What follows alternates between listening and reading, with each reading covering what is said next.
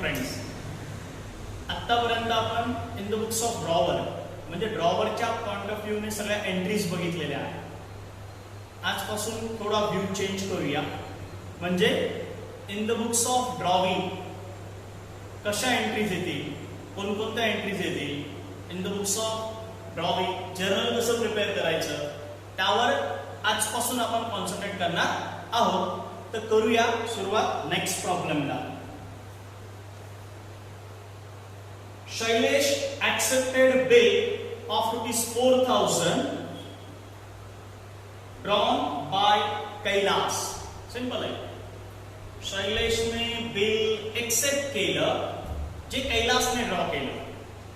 आत्ताच बोललो आपल्याला in the books of drawee बघायचं आहे म्हणून वरती हेडिंग याची in the books of Shailesh into bracket drawing. आता आपण बिल एक्सेप्ट केलं. बिल एक्सेप्ट केलं होणार काय, बिल आपल्याकडे आलं, आपण एक्सेप्ट केलं, साइन केली अँड रिटर्न टू ड्रॉवर. म्हणजे बिल आपल्याकडनं goes out. Credit what goes out, bill goes out.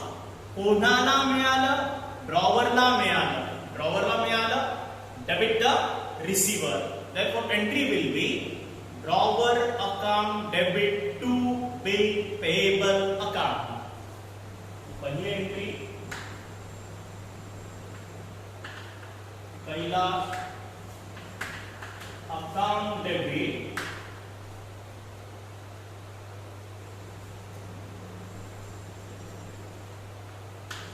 To bill payable account. Amount आहे किती येते, 4,000.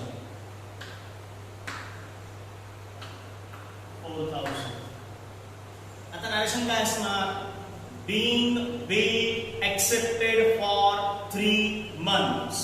की आपण बिल 3 महिन्यांसाठी एक्सेप्ट केलं, स्वीकारलं. Next one, Kailas got the bill discounted with his bank for ₹3,900. कैलासने ते बिल बँकेत डिस्काउंट केलं 3,900 ला. बट जेव्हा आपण एंट्रीज लिखाण केल्या आहे त्या एंट्रीज मध्ये ही एक एंट्री अशी लिखाण केली आहे की bill discounted into bank, bill endorse, bill sent to bank for collection. It's just an event in points of view drawee. ड्रॉवीच्या पॉइंट ऑफ व्ह्यूने या सगळ्या फक्त इव्हेंट्स आहे, ट्रान्झॅक्शन नाही. आपण फक्त ट्रान्झॅक्शनच्या एंट्रीज करतो, इव्हेंट्सच्या एंट्री करत नाही.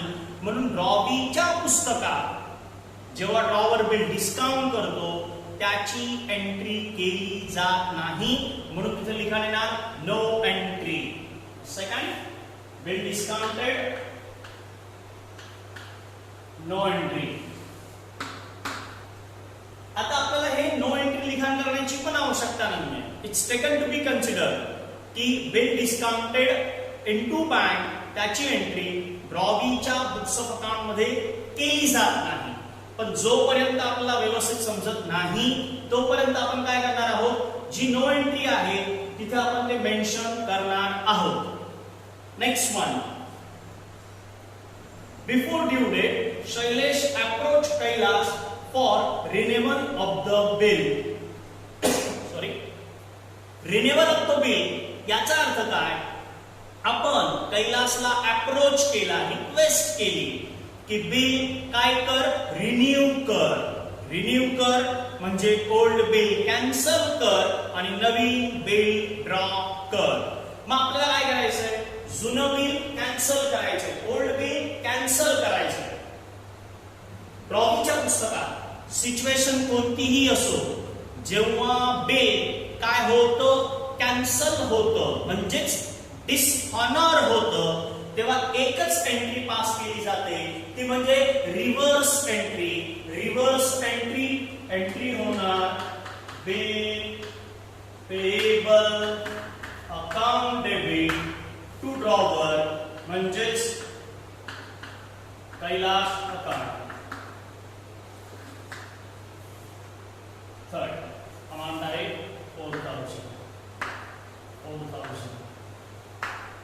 Narration. Being Old Bay cancel. Next one. It was agreed to pay 3,000 immediately together with interest on remaining amount at 10% per annum for 3 months, and for the balance Shailesh should accept new bill for 3 months. आता आपल्याला T diagram तयार करावा लागणार आहे. त्याला म्हणतो आपण working note. Working note. पहिली working note, calculation of new bill. इथं लिखाण करतो मी old bill. Number of time झालंय. Old bill rupees 4,000. Out of that पहिला एरो आहे कॅश, दुसरा एरो आहे न्यू बिल. आता बघा बरं जरा पुन्हा एकदा वाचतोय. काय सांगताय की it was agreed to pay ₹3,000 together with interest. म्हणजे इथं कॅश मध्ये किती अमाउंट आहे? 3,000. 4,000 त्यापैकी 3,000 कॅश मध्ये मिळाले, म्हणजे न्यू बिल अमाउंट ऑफ ₹1,000. बरोबर आहे. त्यानंतर पुढे काय सांगताय? इन्क्लुडिंग काय म्हणताय ते इंटरेस्ट. आता आपल्याला इंटरेस्ट कॅल्क्युलेट करायचं. Second, calculation of interest.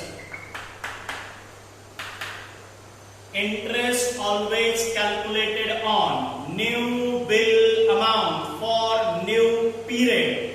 Interest हा नेहमी नवीन बिलावर नवीन पिरियड साठी कॅल्क्युलेट केला जातो. आता नवीन बिलावर नवीन पिरियड साठी म्हणजे इथे येणार न्यू बिल अमाउंट 1,000. त्यानंतर रेट ऑफ इंटरेस्ट किती आहे? 10%. म्हणून divided by 100. It's for 3 months. 3 divided by 12. आता बघा बरं जरा 3 0 100 divided by 4 is equal to 25. It's an amount of interest ₹25. Amount of interest is 25. मग आता ते म्हणताय इंटरेस्ट हा कशा सोबत आहे? तो म्हणजे कॅश सोबत आहे.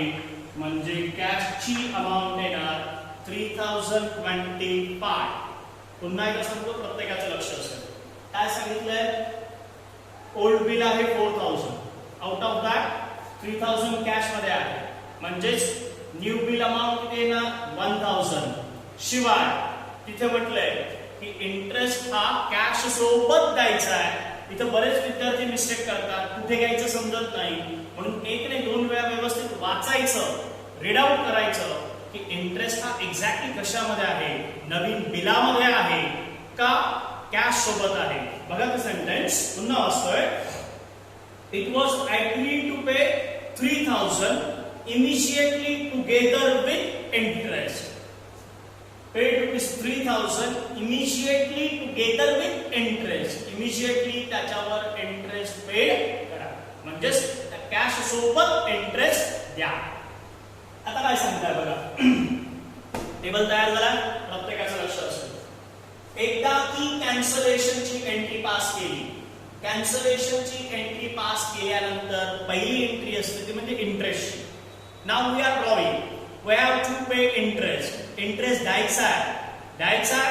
That is our expenses. नॉमिनलचा रूल काय सांगतो?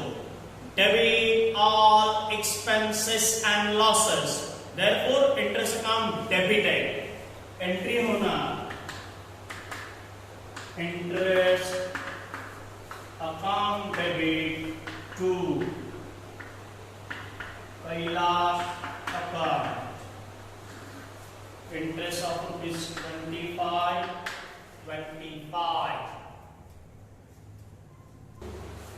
Okay, simple. पुन्हा सांगतोय, इंटरेस्ट आपल्याला द्यायचा आहे.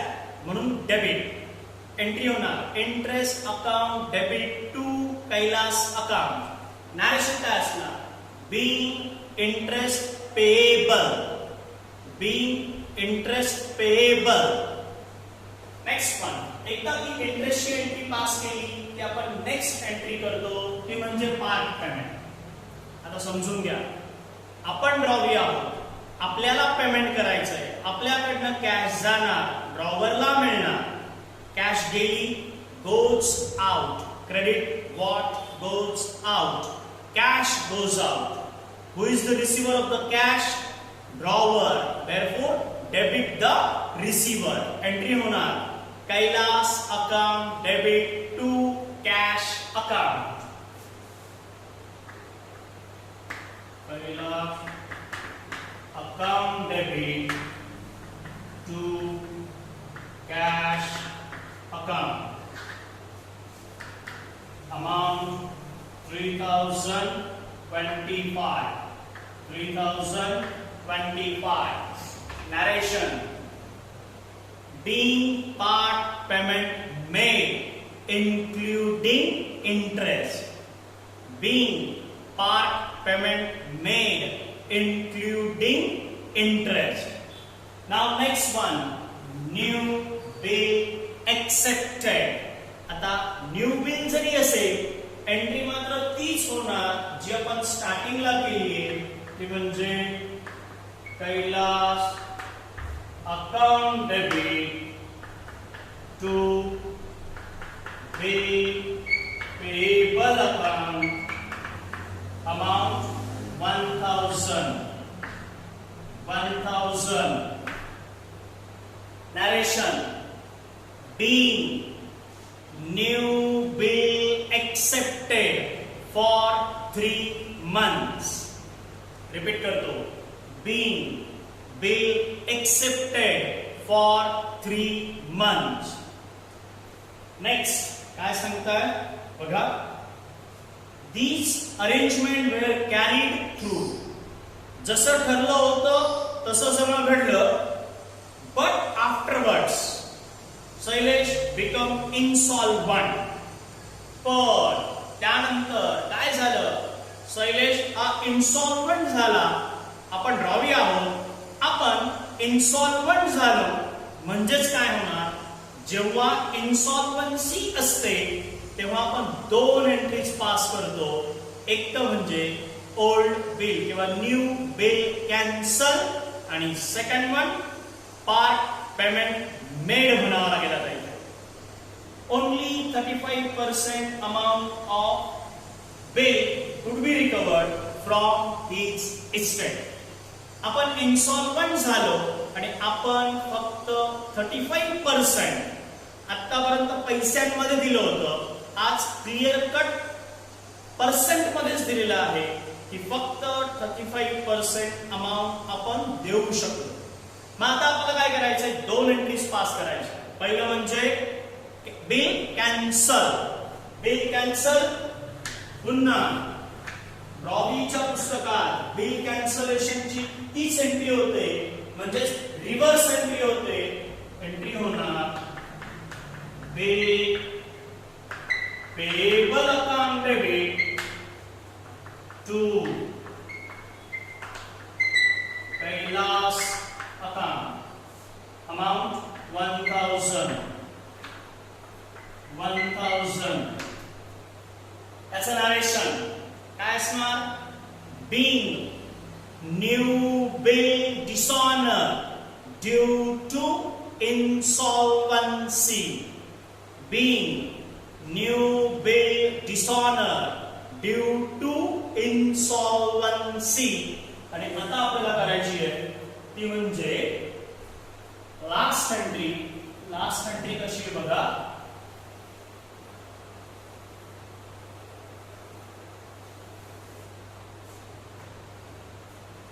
Entry number 8.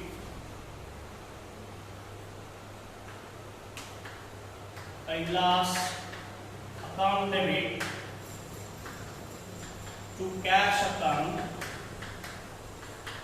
To deficiency account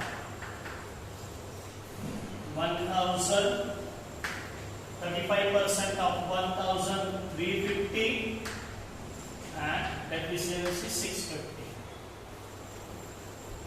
पुन्हा ड्रॉवरला कॅश मिळाली, डेबिट टू रिसिव्हर, कॅश आपल्याकडे गेली याचा अर्थ गोज आउट.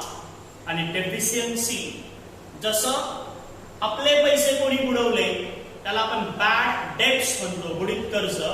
पण समजा बाय डिफॉल्ट आपण दुसऱ्याचे पैसे बुडवले तर त्याला डेफिशियन्सी, किंवा आपण दुसऱ्याचे पैसे देऊ शकलो नाही त्याला म्हणायचं डेफिशियन्सी. म्हणून एंट्री होणार Kailas account debit to cash account to deficiency account. हे 35% आहे 1000च्या, उरलेली अमाऊंट आहे ती म्हणजे डेफिशियन्सी. आणि सरते शेवटी आपली तीच टोटल. याचं नॅरेशन असणार आहे being only 35% amount could pay due to insolvency. Only 35% amount paid due to insolvency. Okay, thank you.